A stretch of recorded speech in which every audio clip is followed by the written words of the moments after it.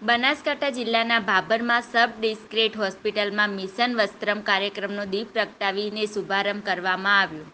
બનાસકાંઠા જિલ્લામાં આરોગ્ય અને પરિવાર કલ્યાણ શાખા, જિલ્લા પંચાયત બનાસકાંઠા, મહિલા કલા નિધિ ટ્રસ્ટ અને FM રેડિયો પાલનપુરના સંયુક્ત ઉપક્રમે દાતાશ્રી પરીખ ફાઉન્ડેશન મુંબઈના સહયોગથી અંબાજીથી નડાબેટ એક જ સમયમાં એક સાથે 100 દિવસ mission Vastram project Bhabhar sub district hospital ખાતે જિલ્લા સહ અધિકારી નયન મકવાણાના હસ્તે શુભારંભ કરવામાં આવ્યો હતો.